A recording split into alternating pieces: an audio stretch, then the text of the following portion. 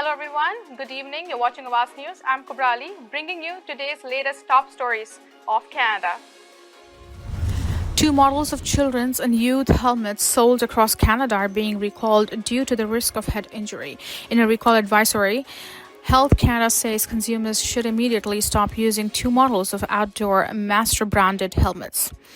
The affected products are the OMTD bike, which is blue in color with dinosaur print, black padding, black straps, a black buckle, and a black plastic knob at the back of the helmet, and the OMKSKB, which is deep green in color with black padding, yellow straps, a black buckle, and a black plastic knob at the back of the helmet for adjusting the fitting. The helmets can fail to protect the user in the event of the crash, posing a risk of injury or death due to head injury, the advisory read. The OMTD bike, sold in children's size small, has manufacture date of 5/2024 and the serial number OM202400520. The OMKSKB, sold in the youth small size, has manufacture date of 11/22 and serial number of OM202400326. According to the advisory, the manufacture date is printed on a label inside the helmet and the brand name can be seen on the back of the product. Health Canada says 609 units of the affected products were sold in the country between June 2024 and February 2025. The federal agency added that the company has not received any reports of incidents or injuries as of February 6th. Ontario Premier Doug Ford and other GTA officials are expressing shock and solidarity following a mass shooting in northeastern British Columbia that left 10 people dead and more than 2 dozen injured. The violence in the small community of Tumbler Ridge, already being described as one of the worst mass shootings in Canadian history, has prompted condolences, flag-lowering orders, and symbolic tributes from officials and organizations across the Greater Toronto Area. Mounties say they received reports of an active shooter at Tumbler Ridge Secondary School at approximately 1:20 p.m. local time Tuesday. By the end of the day, 10 were dead. Many of them were found at the local high school. The tragedy has spread far beyond the Peace River region, drawing responses from political leaders and institutions across the world. Tumbler Ridge, located in northeastern British Columbia's Peace River region, has a population of about 2,400. Its secondary school has roughly 160 students according to the school district 59. Police says 6 people were found dead inside the school. One additional victim died while being transported to hospital.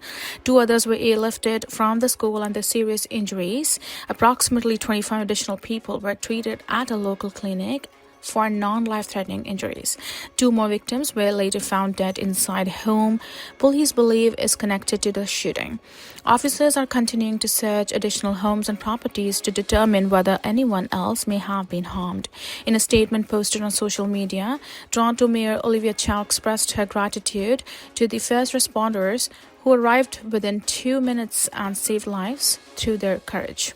Speaking at a separate press conference, Deputy Lauren Pogue of the Toronto Police offered condolences on behalf of Chief Myron Demkew and the entire police service.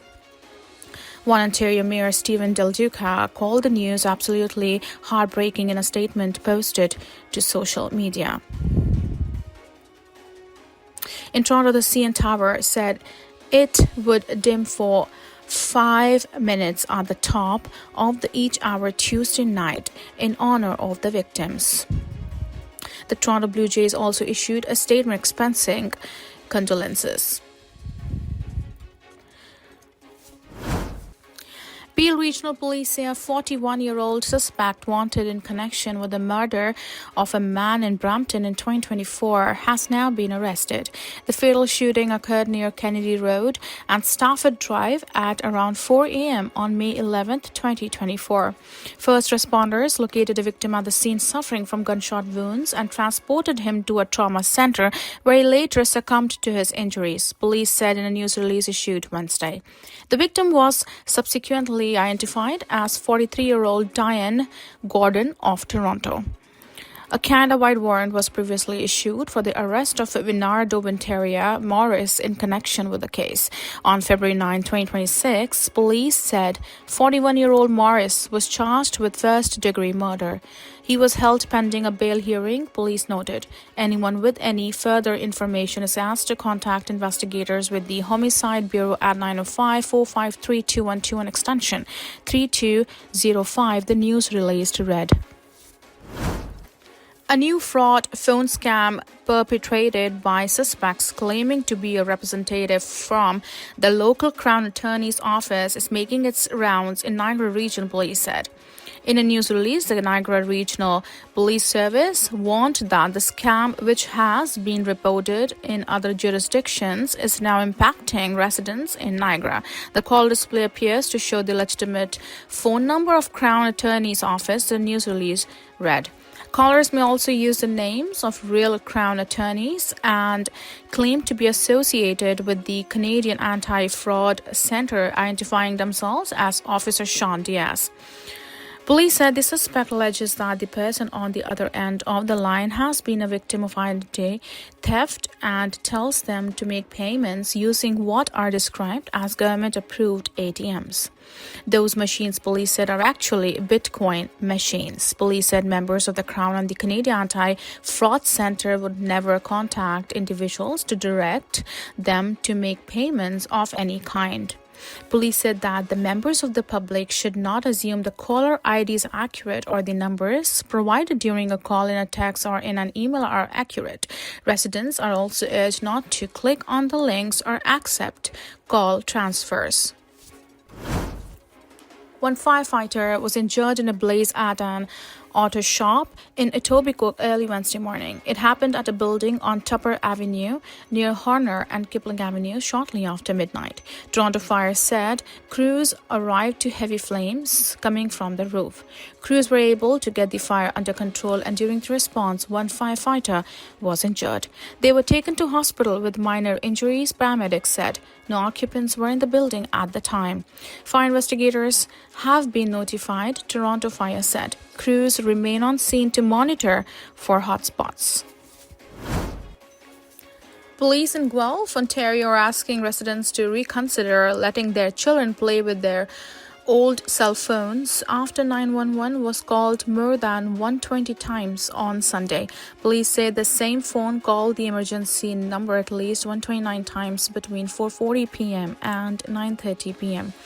When many of the calls were answered, police communicators could hear a child but were not able to get anyone's attention. Officers checked several addresses trying to locate the phone based on GPS data received, but the phone was not located and no emergency was found. Guelph police are reminding the public that any functioning mobile device can call 911 even if it's not connected to a service plan or its SIM card has been removed. In those cases, the approximate location is typically less accurate than it would be from a phone connected to a cellular network. Police say incoming calls can be confirmed they come from the same number but cannot be called back. To avoid similar situations in the future, police are asking people to reconsider removing the battery or allowing the phone to drain completely before it is given to a child. Anyone who accidentally calls 911 is encouraged to stay on the line and speak with the communicator to confirm you're not having any emergency. A jury will deliberate whether a clerk at a Peterborough convenience store accused of hitting a man who came after him with a baseball bat while working in 2024 is guilty of aggravated assault. The incident happened on January 5, 2024, around 2:20 a.m. at Circle K store near King and Bethune Street. Security videos presented in court, obtained by CTV News Toronto, shows a man entering the store with a baseball bat wrapped in a blue plastic bag. The man takes the bat out of the plastic and approaches the clerk, Deshwar Kalia. A struggle ensues as Kalia pries the bat out of the man's hand. A customer also intervenes. The struggle moves outside. Kalia gets the bat. The man runs away, but Kalia is striking him in the back causing him to fall down on the ground. Kalia then swings the bat one more time. The other customer checks on the man while Kalia is seen using his phone.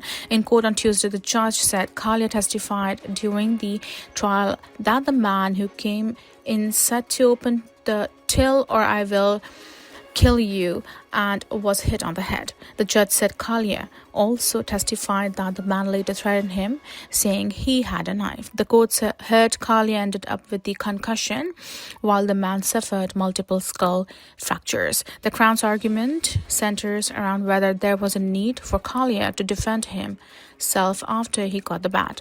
Kalia called 911 after the incident. He was 22-year-old at the time of the incident, an international student from India. Closing arguments have ended. Instructions to the jury continue on Wednesday morning. Thank you for watching Awaz News. This is Kubra Ali. I'll see you tomorrow again. Have a wonderful evening.